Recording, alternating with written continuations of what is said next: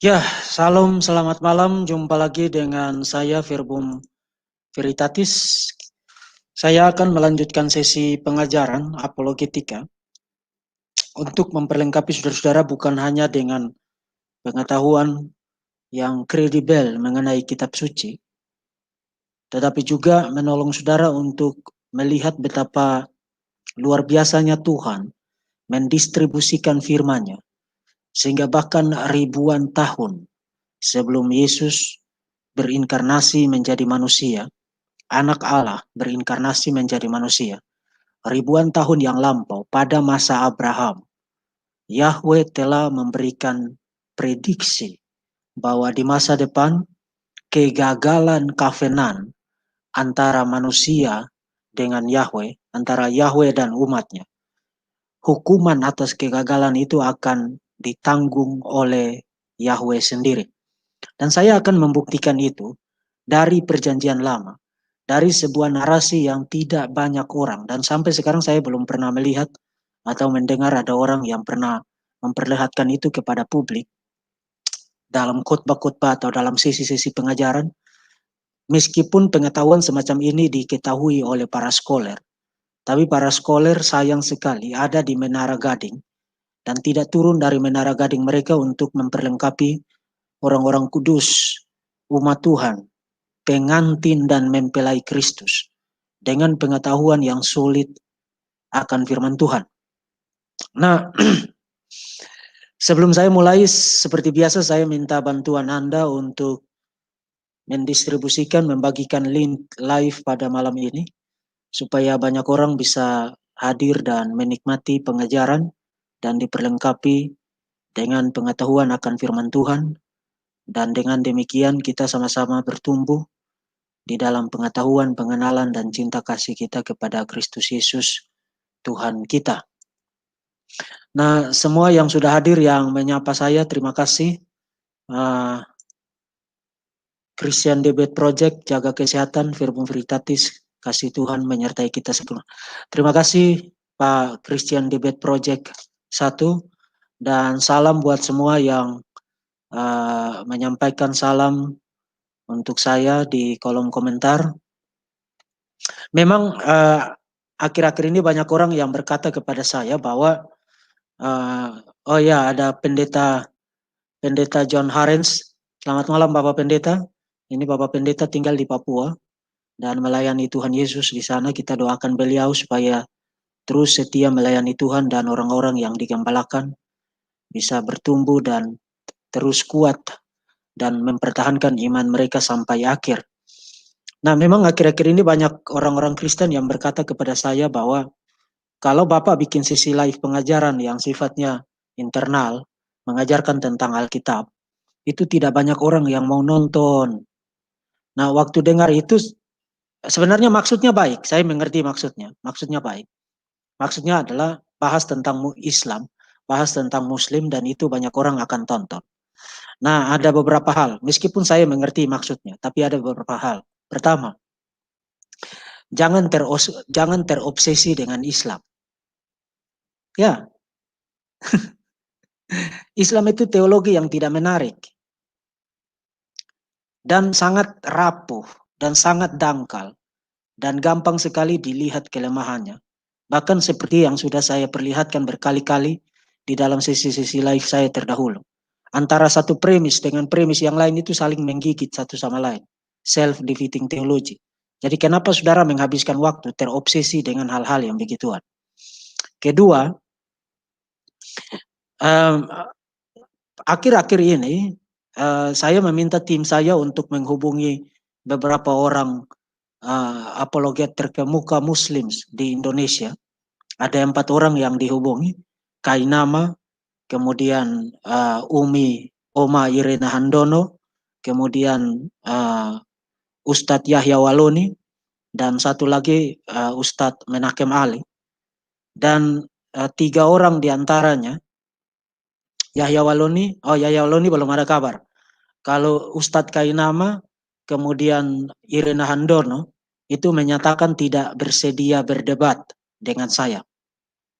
Tidak bersedia berdebat dengan saya. tapi mereka bersedia ngoceh terus, monolog tentang kekristenan. Mereka terobsesi dengan kekristenan untuk terus-menerus tampil di hadapan publik, memberikan presentasi-presentasi goblok dan tidak berdasar mengenai kekristenan. Jadi ngapain saudara terobsesi dengan ajaran yang begituan? Coba saudara berhenti sejenak dan pikirkan, kenapa saudara harus terobsesi dengan ajaran yang begituan? Nah, Ustadz Yahya Waloni itu belum ada kabar. Bahkan saya bilang kepada tim saya, untuk 3 orang itu, Yahya Waloni, Kainama, dan Irena Handona, kalau mereka rasa kurang, mereka 3 boleh gabung sekaligus dan lawan saya 1 orang. Saya akan lawan mereka sekaligus 3 orang dalam satu perdebatan. Nah, Kainama menyatakan tidak bersedia berdebat, Irena Handono menyatakan tidak bersedia berdebat, Yahya Waloni yang sampai sekarang tidak ada kabar. Padahal orang-orang inilah yang terus-menerus mengoceh mengenai kekristenan. Di masjid-masjid, di pesantren-pesantren, melalui sesi-sesi live dan lain sebagainya, dan itu disiarkan secara publik. Mengatakan hal-hal yang absurd, yang tidak berdasar, yang tidak masuk akal, menciptakan omong kosong demi omong kosong mengenai kekristenan kepada publik. Tapi ketika ditantang untuk berdebat, mereka tidak mau berdebat. Jadi kenapa saudara terobsesi dengan yang begituan? Nah, Ustadz Menakem Ali, sampai sekarang belum ada kabar. Kita berharap beliau memberikan respons positif untuk ada bersama dengan saya di dalam perdebatan di channel Verbum Veritatis and Friends.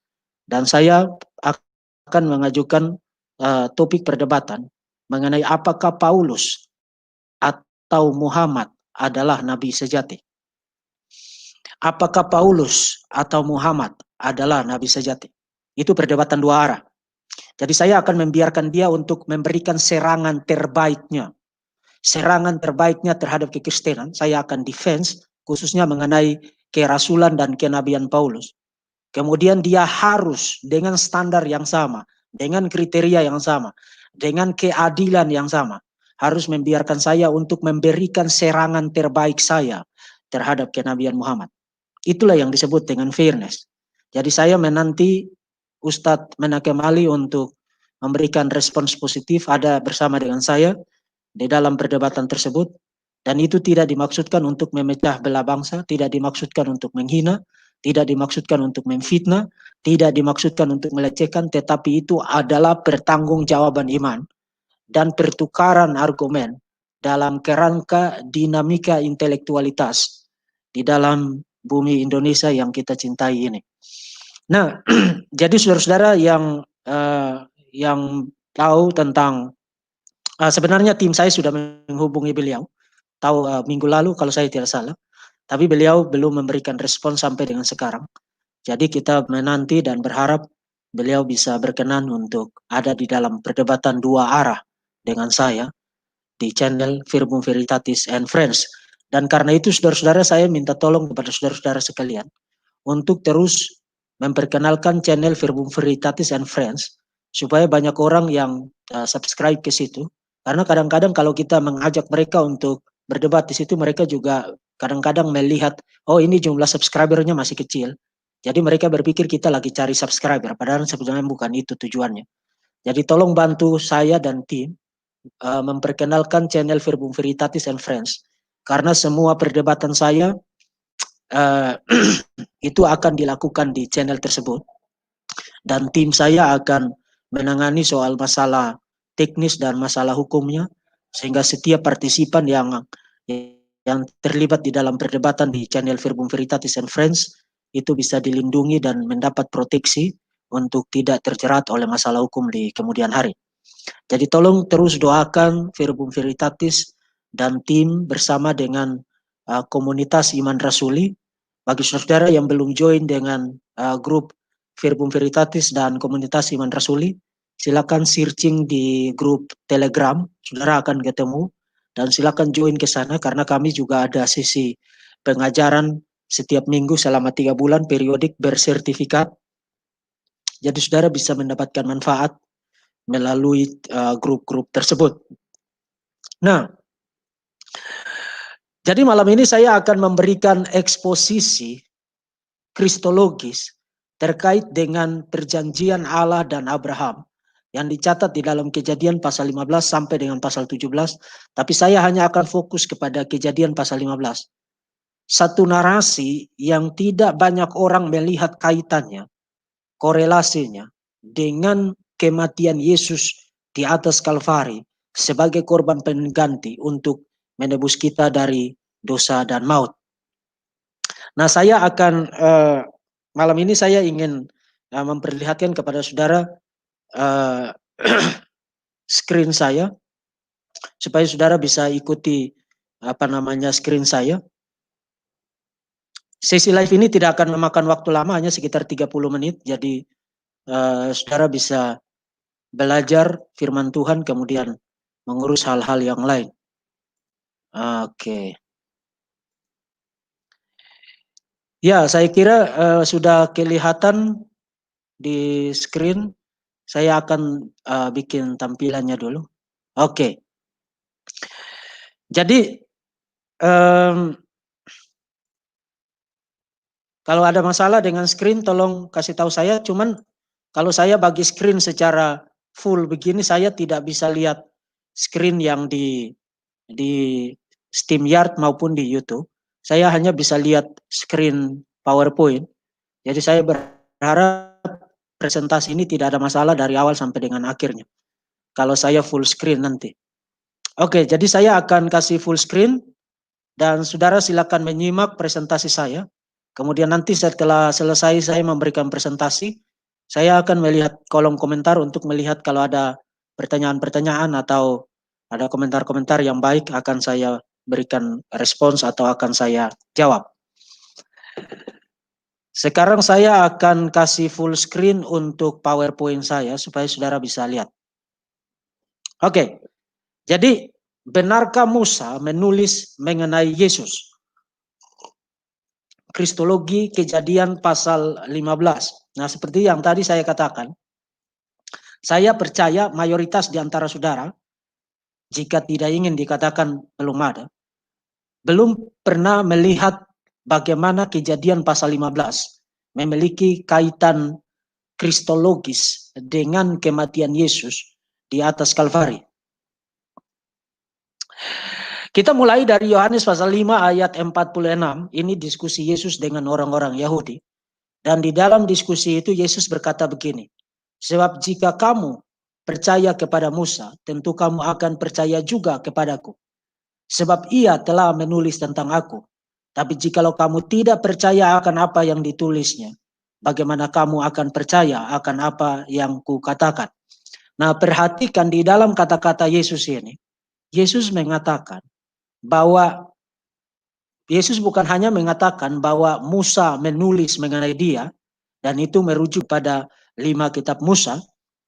Tapi poin Yesus adalah even kalau you baca 5 kitab Musa itu, you akan ketemu lontaran-lontaran mengenai Yesus itu siapa, mengenai apa yang akan terjadi dengan hidupnya, dan mengenai misi kemesiasannya. Itu yang dikatakan Yesus di dalam Yohanes pasal 5 ayat 46. Dan inilah juga sebabnya saudara-saudara, kenapa saya percaya bahwa argumen yang paling solid untuk berhadapan dengan bidat manapun, pengajar sesat manapun, adalah argumen intertekstual.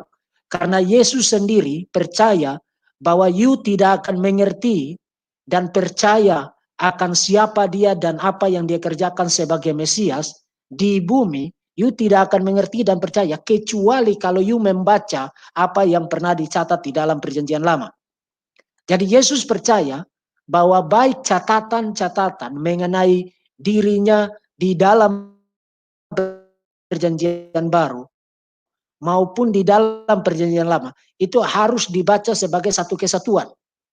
Jadi pembacaan intertekstual atau kalau di dalam perdebatan argumen intertekstual adalah argumen yang sesuai dengan yang Yesus inginkan untuk kita lakukan dan kita gunakan untuk bukan hanya mengerti tentang Yesus siapa dan apa yang dia kerjakan, signifikansi dan nilai dari karya kemesiasannya, tapi juga untuk berhadapan dengan penyimpangan-penyimpangan ajaran, para bidat, para pengajar sesat yang muncul di sepanjang sejarah.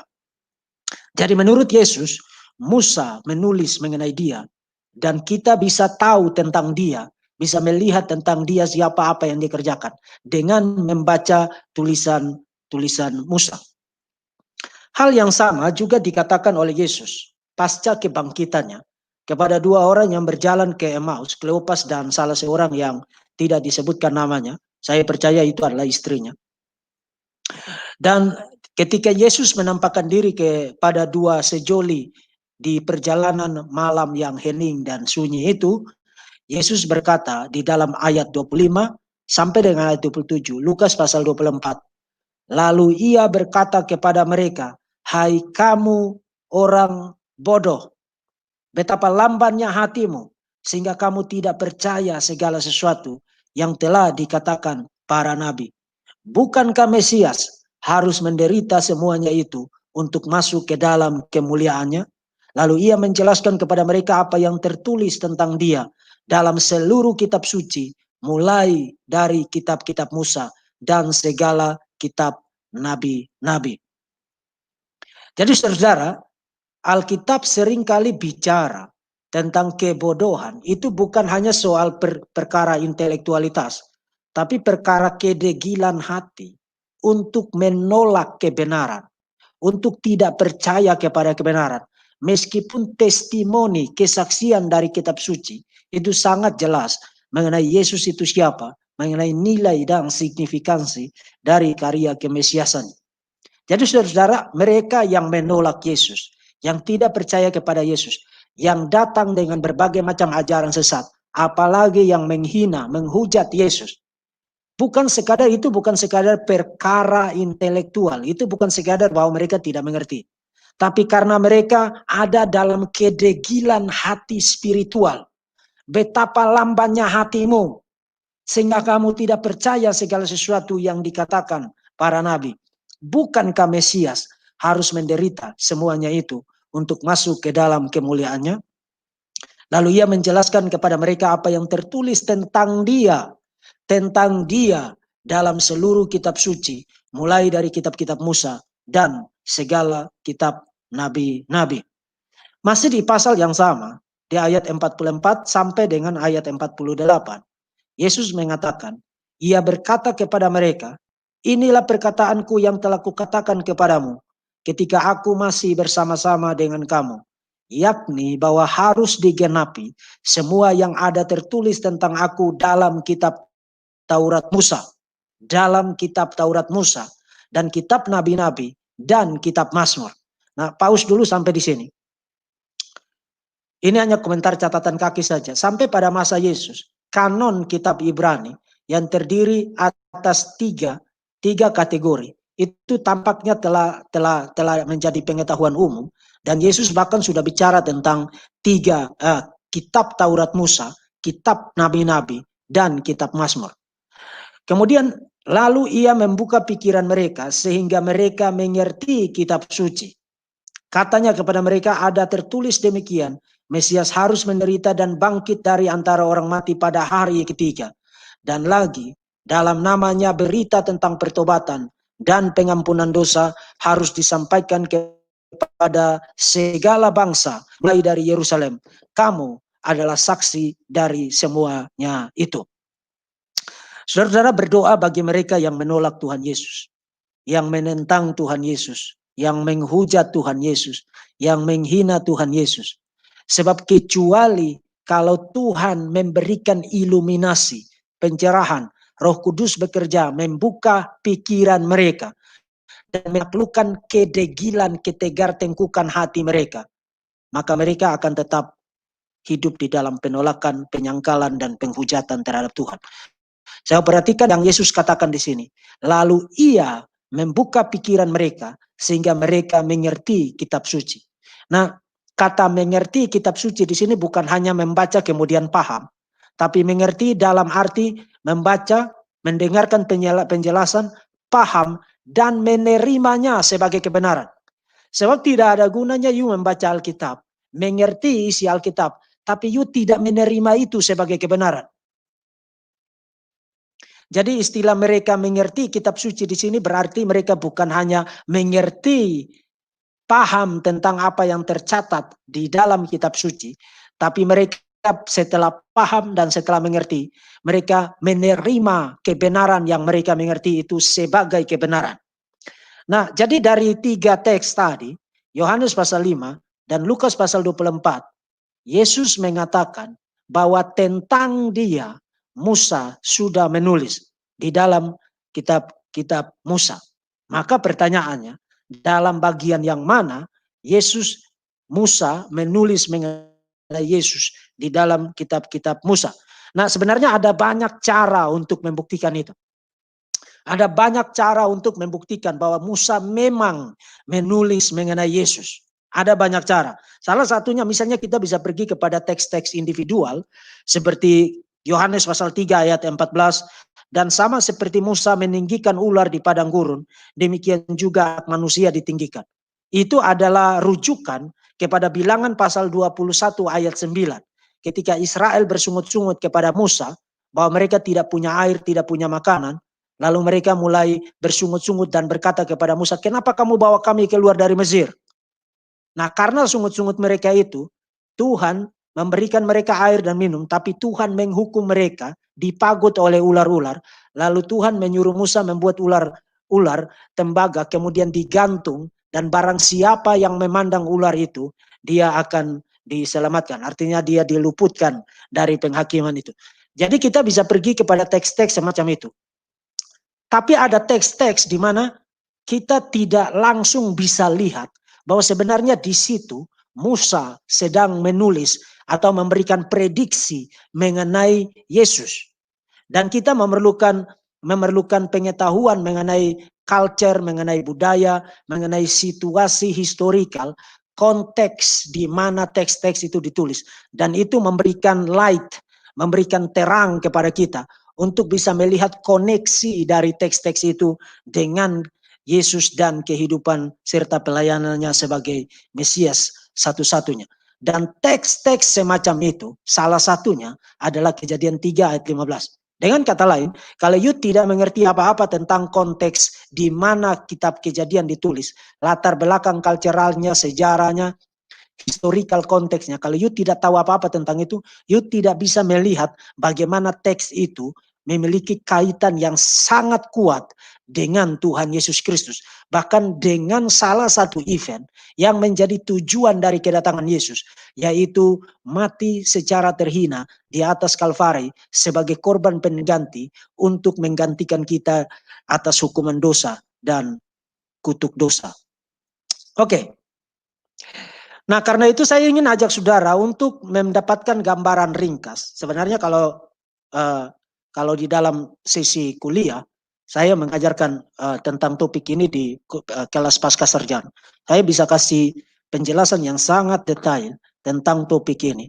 Tapi saya hanya ingin memberi saudara 2 literatur untuk saudara kalau bisa dapatkan saudara baca untuk mengerti tentang latar belakang cultural dan dalam historical context yang mengenai topik yang sekarang nanti kita akan bahas. Yang pertama adalah buku yang ditulis oleh Profesor Meredith G. Klein. Beliau adalah profesor di Westminster Theological Seminary. Dia menulis komentari mengenai kitab Ulangan, tapi komentrinya itu lebih banyak berkaitan atau dia bahas dalam konteks latar belakang kultural dan latar belakang sejarah kitab-kitab Pentateuk. Dia tulis buku berjudul Treaty of the Great King, perjanjian Raja Besar atau Raja Agung. The Covenant Structure of Deuteronomy, struktur covenant, struktur perjanjian dari kitab Ulangan, Studies and Commentary. Nah, ini adalah buku yang sudah cukup lama ditulis, tapi menurut saya masih merupakan one of the best, salah satu yang terbaik yang memberikan kita pemahaman dan basic knowledge yang cukup baik untuk membaca kitab-kitab Pentateuk, bahkan membaca seluruh Alkitab. Kemudian satu lagi, ini fokus kepada teologi biblika dari tema mengenai covenant.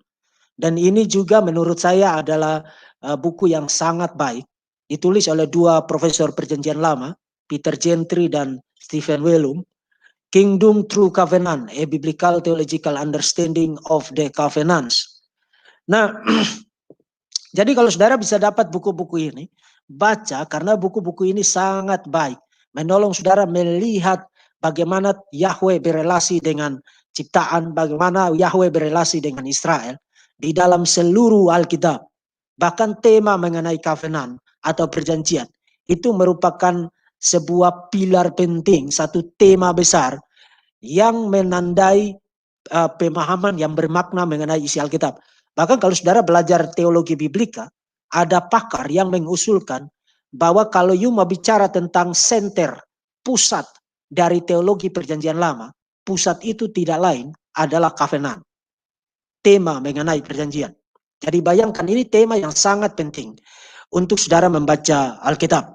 Jadi pengertian, pemahaman saudara tentang apa itu covenant, itu akan menolong saudara untuk mengerti perjanjian lama, melihat kaitan linknya satu sama lain. Mulai dari Kejadian sampai dengan kitab Maliaki. Bahkan menolong saudara untuk mengerti tentang betapa pentingnya perjanjian baru. Makanya saya selalu katakan kepada saudara, kalau saudara bilang Yesus adalah jawaban, maka pertanyaannya adalah Yesus itu jawaban dari pertanyaan apa?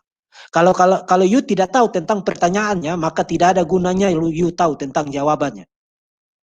Sama juga kalau you tahu tentang pertanyaannya tapi you tidak tahu jawabannya, maka you akan pusing 7 keliling. Jadi perjanjian baru dan perjanjian lama dimaksudkan untuk dibaca secara bersama-sama. Dan salah satu tema penting yang kalau you ngerti tentang tema ini secara baik, you akan melihat Alkitab sebagai satu mata rantai narasi penebusan yang sangat solid dan sangat indah, didistribusikan di dalam sejarah pewahyuan secara progresif dan memimpin kita kepada klimaks dari pewahyuan, klimaks dari distribusi firman Tuhan, yaitu Tuhan Yesus Kristus. Nah, itu dua literatur yang saya perkenalkan kepada saudara. Pertama, Treaty of the Great King, dan yang kedua, Kingdom Through Covenant. Nah, sekarang saya akan memberikan sedikit informasi yang perlu untuk saudara ngerti tentang betapa pentingnya Kejadian 15 dalam kaitan dengan Tuhan Yesus Kristus. Kita mulai dari konsep dasar tentang perjanjian. Perjanjian itu apa sih? Atau covenant itu apa sih? Nah, di dalam perjanjian lama, kata covenant atau yang sering diterjemahkan dengan perjanjian, itu berasal dari kata bahasa Ibrani berit. Berit. Nah, itu bicara tentang perjanjian di antara dua pihak. Perjanjian di antara dua pihak. Apakah itu pihak yang setara, misalnya perjanjian antar pribadi seperti Kejadian 14 ayat 13, 21, 27, 32, 26, ayat 28, atau perjanjian antara yang tidak setara, misalnya antara Yahweh dan umatnya. Dan bahkan kalau you baca tentang buku yang ditulis oleh Profesor Klein tadi, saudara perhatikan judulnya, Treaty of the Great King. Kita bahkan bisa dapat banyak contoh dari naskah-naskah kuno, dari literatur-literatur dalam Timur Dekat kuno, Ancient Near East, dari Mesopotamia, Het, Mesir, kemudian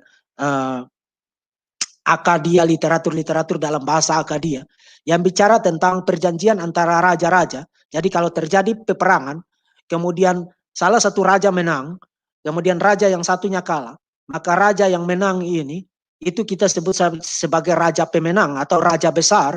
Raja yang kalah ini raja kecil atau raja yang takluk kepada raja besar. Dan itu sebabnya saudara lihat ada judul buku ini Treaty of the Great King.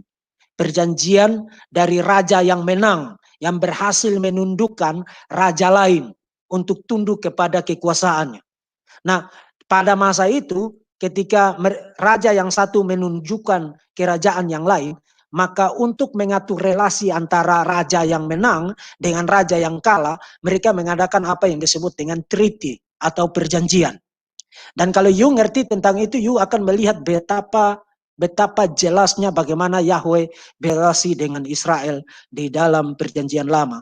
Mulai dari kitab-kitab Pentateuch sampai dengan akhir dari kitab Pentateuch. Nah, kemudian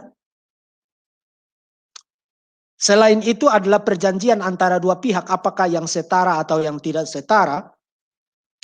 Perjanjian itu diadakan dengan mengandung dua elemen yang lain.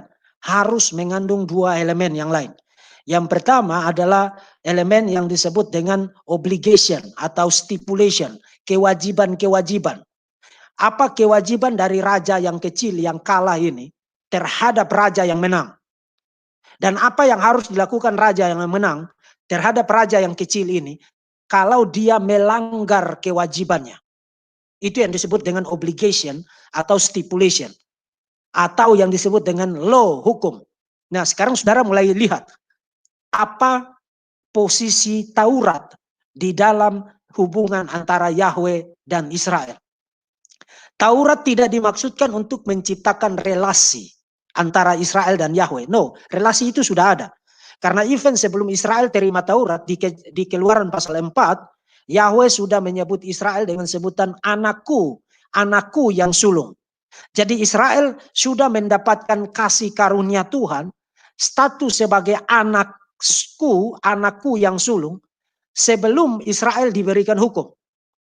Tetapi status sebagai anak sulung dan Yahweh sebagai bapa, ini adalah relasi yang perlu diatur mengenai apa kewajiban anak sulung ini, Israel ini dalam kaitan dengan Yahweh.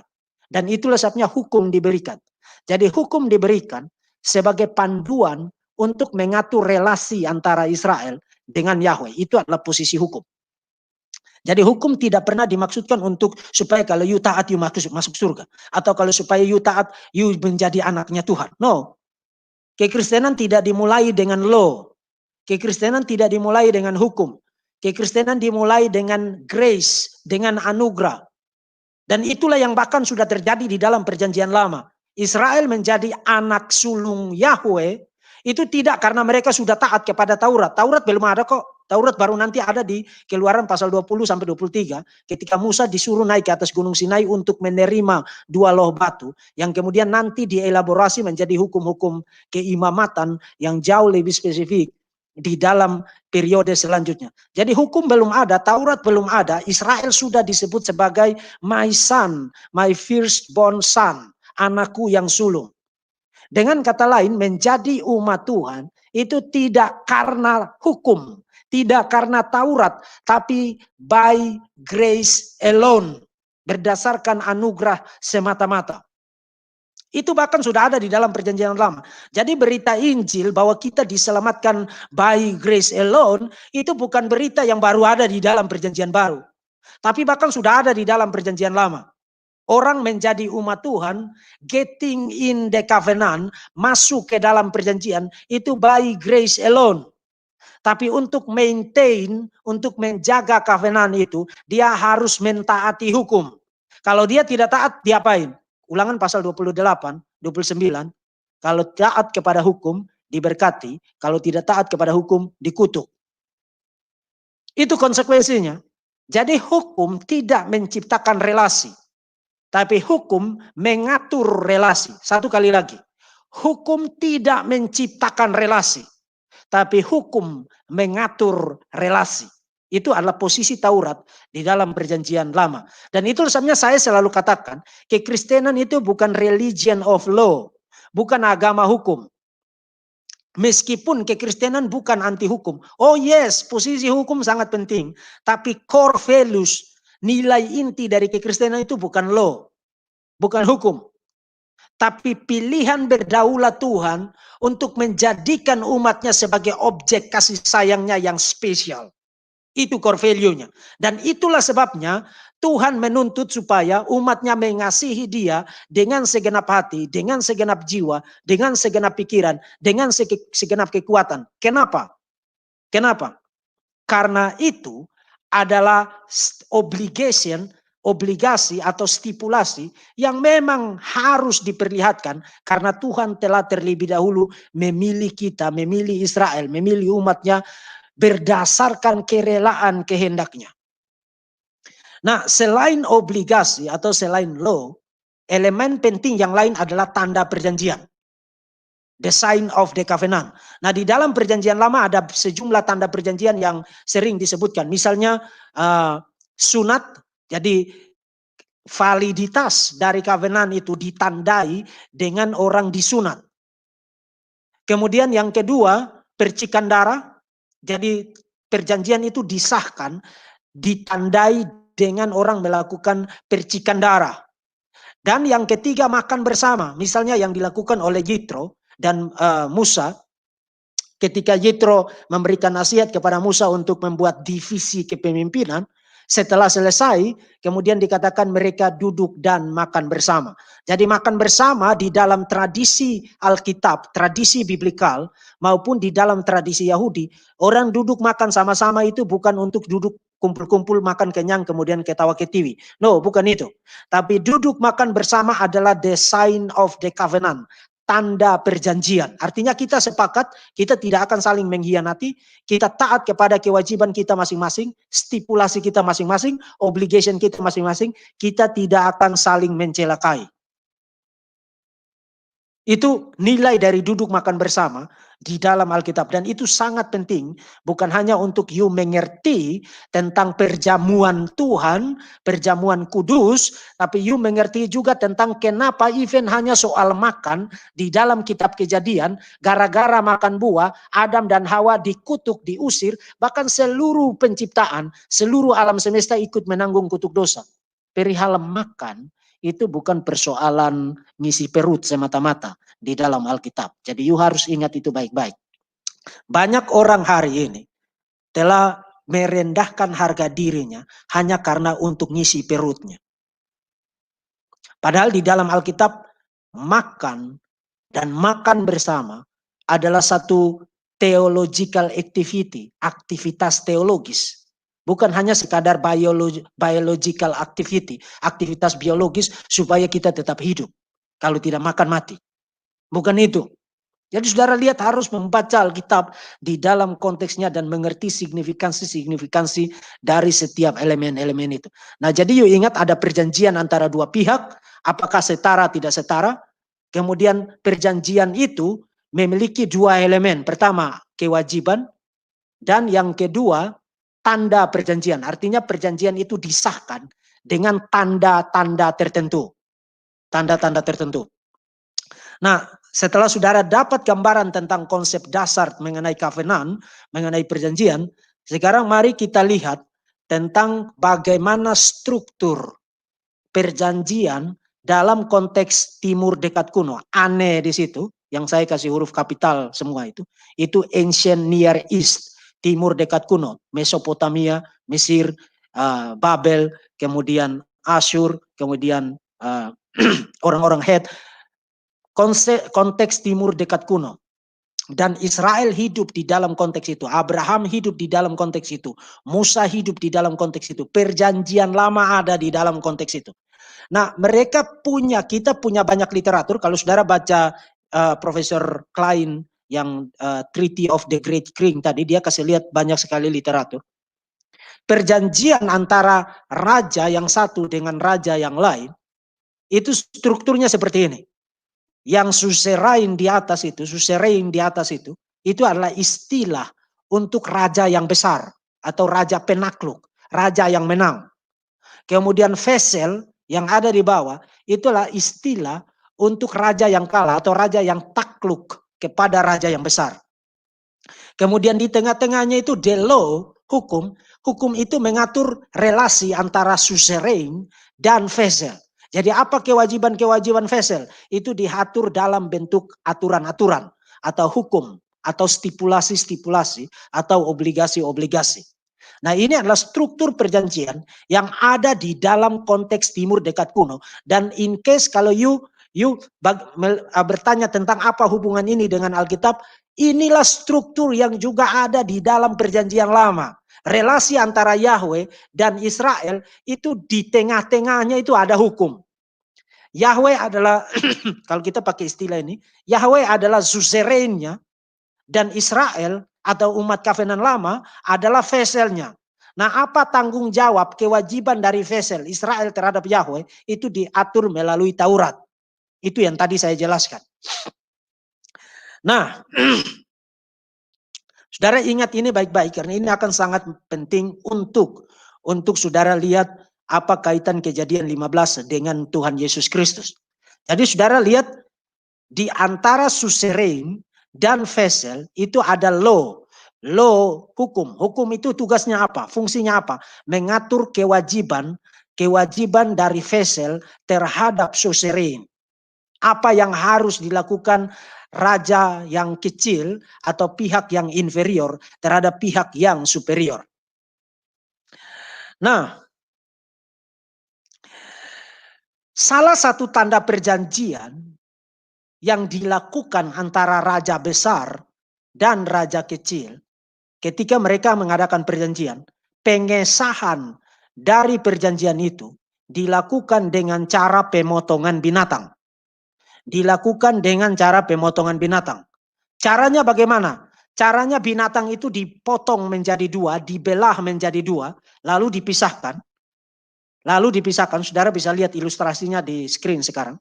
Dipisahkan, lalu raja kecilnya, veselnya, saudara lihat ini, veselnya yang di bawah itu, raja yang ditaklukkan itu, pihak yang inferior.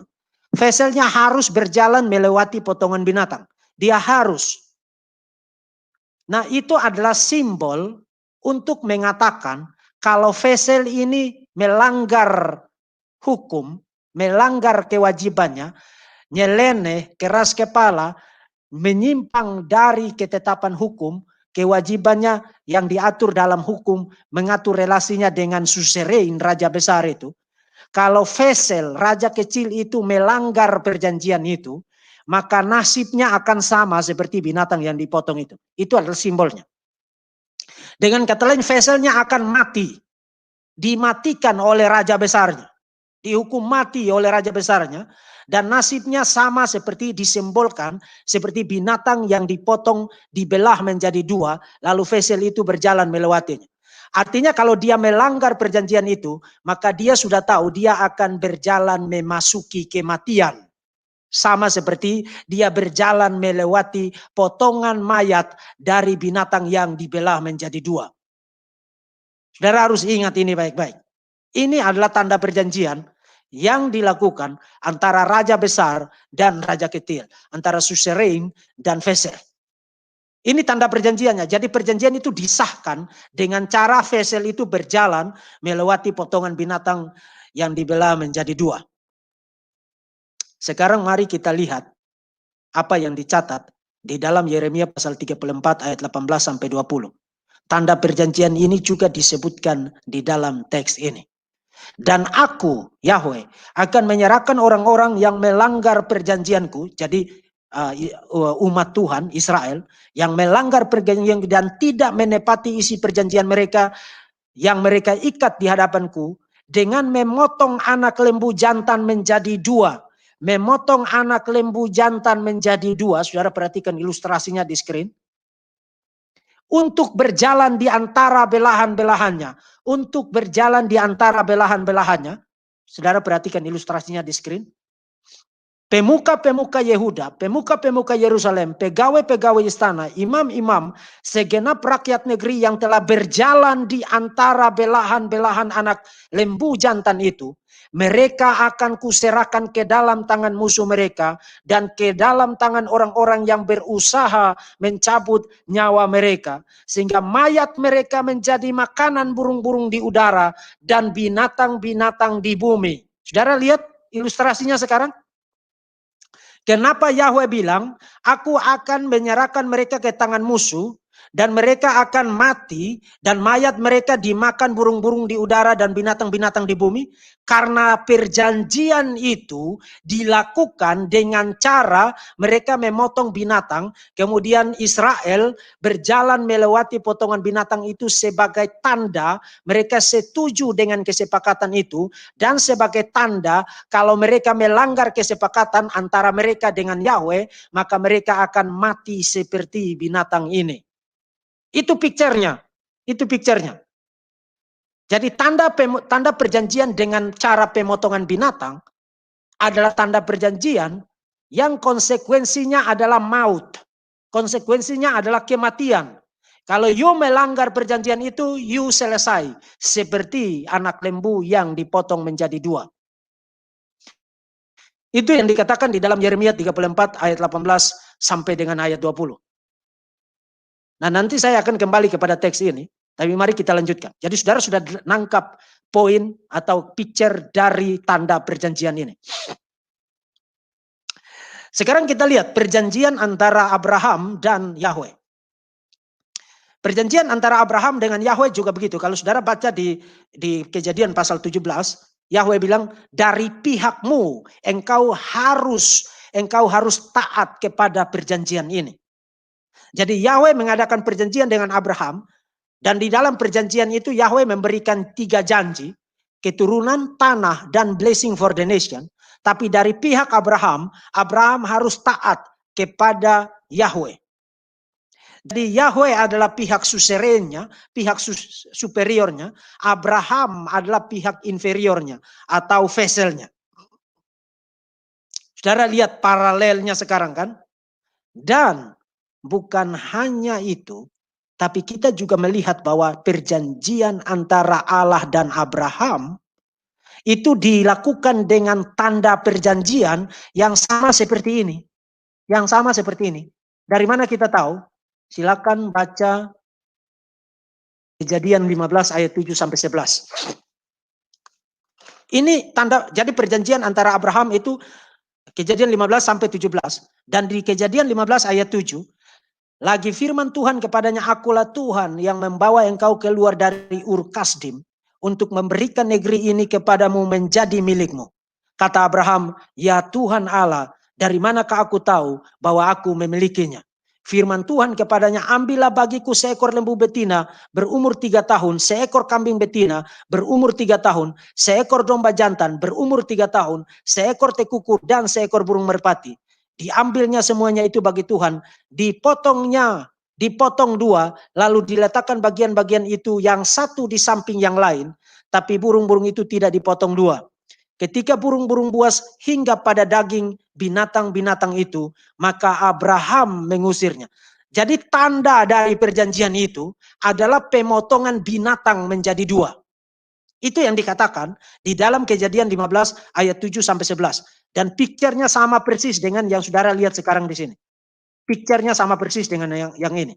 Nah, sebelum saya perlihatkan teks selanjutnya, pertanyaan saya begini. Kalau Abraham adalah vessel dan Yahweh adalah suzerain, maka siapa yang harus berjalan melewati potongan binatang itu? Siapa yang harus berjalan melewati potongan binatang itu? Dengan kata lain, kalau perjanjian itu gagal, maka pihak itulah yang akan menanggung kutuk, menanggung kematian karena kegagalan dari perjanjian itu. Kalau saudara lihat di struktur ini, yang harus berjalan melewati potongan binatang itu adalah Abraham. Karena Abraham adalah vesselnya. Saudara lihat di sini kan? Abraham adalah vesselnya. Jadi yang harus berjalan melewati potongan binatang itu adalah Abraham. Tapi kalau saudara baca di sini, ada enggak Tuhan perintah Abraham untuk jalan melewati potongan binatang itu? Tidak ada. Tidak ada. Nah, ini langsung menimbulkan pertanyaan, kalau begitu siapa yang akan berjalan melewati potongan binatang itu? Sebab perjanjian itu tidak sah kalau tidak ada orang yang berjalan melewati potongan binatang itu. Karena hanya ada 2 pihak di sini, ada Yahweh dan ada Abraham. Dan menurut konteks pada masa itu, yang harus berjalan melewati potongan binatang itu adalah Abraham. Karena Abraham adalah pihak inferiornya. Tapi Tuhan tidak memberikan perintah supaya Abraham berjalan melewati potongan binatang itu. Nah, rupanya alasannya karena Tuhan akan melanjutkan narasi ini dengan bagian selanjutnya. Jadi Abraham yang harus berjalan melewati potongan binatang itu sebagai vessel. Karena dialah pihak inferior di dalam perjanjian itu. Nah, Tuhan tidak memerintahkan Abraham untuk berjalan melewati potongan binatang itu karena, saudara baca di Kejadian 15 ayat 12. Kejadian 15 ayat 12. Menjelang matahari terbenam, tertidurlah Abraham dengan nyenyak. Lalu turunlah meliputi gelap gulita mengerikan. Ini adalah simbol kehadiran Tuhan. Firman Tuhan kepada Abraham, ketahuilah, jadi Tuhan mengulangi sekali lagi janjinya. Ketahuilah dengan sesungguhnya bahwa keturunanmu akan menjadi orang asing dalam suatu negeri yang bukan kepunyaan mereka. Dan mereka akan diperbudak dan dianiaya 400 tahun lamanya. Tetapi bangsa yang akan memperbudak mereka akan kuhukum. Dan sesudah itu mereka keluar dan membawa harta benda yang banyak. Nah ini Abraham punya anak saja belum loh ini. Abraham punya anak saja belum loh ini. Ishak belum lahir loh ini. Tapi Tuhan sudah memberikan janji ini bahwa keturunannya akan menjadi satu bangsa yang akan menjadi budak. Nah, nanti kita tahu mereka menjadi budak di Mesir selama 400 tahun lamanya. Tetapi bangsa yang akan memperbudak mereka akan kuhukum dan sesudah itu mereka akan keluar dan membawa harta benda yang banyak. Dan itu persis seperti yang kita baca di dalam kitab Keluaran. Mengenai Tuhan membebaskan Israel dari perbudakan di Mesir. Tapi baca ayat 15 dan seterusnya. Tetapi engkau akan pergi kepada nenek moyangmu dengan damai sejahtera. Engkau akan dikuburkan pada waktu telah putih rambutmu. Jadi bicara tentang Abraham akan mati. Tetapi keturunan yang keempat akan kembali ke sini. Sebab sebelum itu kedurjanaan orang Amori itu belum genap. Lalu ayat 17 ini ayat yang sangat spektakuler, menggentarkan hati setiap orang yang mencintai Tuhan. Ketika matahari telah terbenam dan hari menjadi gelap, maka kelihatanlah perapian yang berasap, simbol dari kehadiran Yahweh, beserta sulu yang berapi melewati di antara potongan-potongan binatang itu. Kelihatanlah perapian yang berasap serta sulu yang berapi berjalan di antara potongan-potongan daging itu. Siapa yang sekarang berjalan melewati potongan daging itu? Yahweh. Yahweh yang berjalan melewati potongan binatang-binatang itu. Wow. Pertanyaan, saudara tadi sudah tahu tentang background knowledge mengenai covenant. Berjalan melewati potongan binatang berarti kalau perjanjian itu gagal, salah satu pihaknya gagal menunaikan stipulasinya, kewajibannya, ketaatannya, maka pihak itu harus mati. Pihak itu harus menanggung hukuman yang berat seperti yang kita baca di dalam Yeremia pasal 34. Pertanyaan, apakah perjanjian Allah dengan Abraham gagal dari pihak Abraham atau tidak? Yes, gagal. Karena event, saking tidak sabar dia menanti anak perjanjian itu, dia pergi tidur dengan pelayan dari istrinya, Hagar, dan lahirlah Ismail yang menimbulkan masalah sampai dengan sekarang. Dan bukan hanya itu, tapi perjanjian itu diikat dengan Abraham dan keturunannya. Israel yang adalah keturunan Abraham gagal atau tidak? Gagal, karena kita membaca di dalam sejarah perjanjian lama, sejarah perjanjian lama diakhiri dengan pembuangan, yang berarti Israel gagal menjaga perjanjian ini. Dan pertanyaan, kalau covenant itu gagal, perjanjian itu gagal, siapa yang akan menanggung hukuman paling ultimate dari kegagalan perjanjian itu? Yahweh. Karena Yahweh lah yang berjalan melewati potongan binatang itu.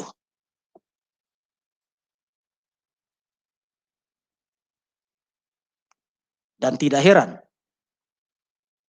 perjanjian baru mengatakan Yesus adalah Yahweh yang menjadi manusia.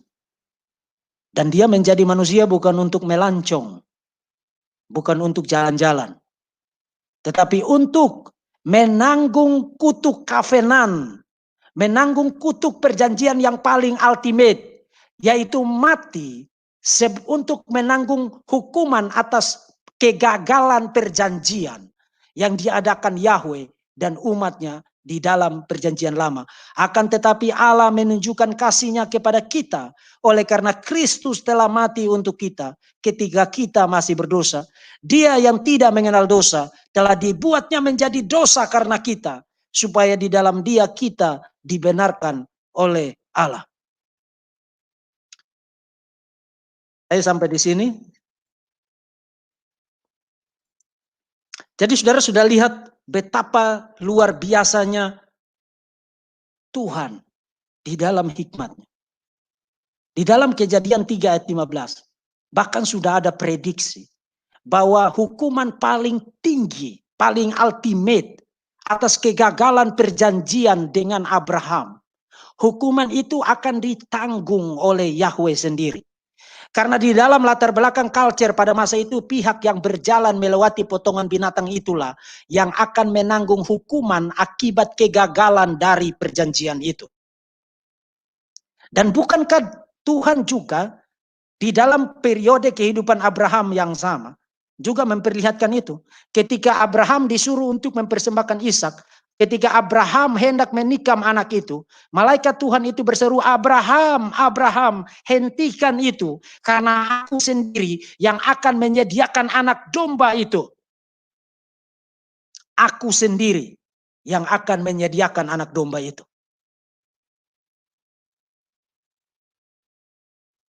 Ribuan tahun sebelum Kristus menjadi manusia, berjalan di jalan-jalan setapak berdebu di Palestina pada abad pertama, melayani sebagai Mesias, berkhotbah tentang kedatangan kerajaan Allah, dan menunaikan misi kemesiasannya yang klimaksnya adalah penderitaan, penyaliban, kematian, dan kebangkitannya. Ribuan tahun yang lampau, Tuhan telah berfirman melalui hambanya Musa, mencatat tentang perjanjian antara Yahweh dan Abraham. Dan di dalam perjanjian itu kita sudah mendapatkan prediksi bahwa satu kali kelak, Yahweh sendirilah yang akan menanggung kutuk atas kegagalan perjanjian itu. Betapa luar biasanya kasih Tuhan kita. Betapa luar biasanya kasih Yahweh bagi kita. Betapa luar biasanya kasih Allah kita. Dan itulah sebabnya dengan ekspresi yang sangat agung Yohanes menulis, karena begitu besar kasih Allah akan dunia ini, sehingga ia telah mengaruniakan anaknya yang tunggal, supaya barang siapa yang percaya kepadanya tidak binasa, melainkan beroleh hidup yang kekal. Saya kira saya sampai di sini. Tolong bagikan presentasi materi ini kepada sebanyak mungkin orang Kristen, supaya mereka melihat bahwa kita sekalianlah yang layak dihukum, yang layak naik ke atas kayu salib yang hina dan kasar itu. Tetapi karena kasihnya yang besar bagi kita, sehingga Yahweh telah merancang rencana keselamatan dan rencana penebusan yang klimaks dari penggenapannya adalah kedatangan Tuhan Yesus Kristus. Tuhan Yesus memberkati saudara-saudara sekalian dan terus mencintai Tuhan, mencintai kebenaran, dan terus bertumbuh di dalam iman saudara kepada Tuhan Yesus Kristus. Jangan takut, jangan gentar, sebab kita memiliki Allah yang luar biasa. Tidak ada Tuhan, tidak ada Allah seperti Yahweh yang menyingkapkan dirinya di dalam perjanjian lama dan yang menyatakan dirinya secara konkret di dalam perjanjian baru melalui inkarnasi Tuhan Yesus Kristus dan pencurahan Roh Kudus yang menyertai saudara-saudara dan saya mulai dari sekarang sampai selama-lamanya. Tuhan Yesus memberkati saudara-saudara sekalian.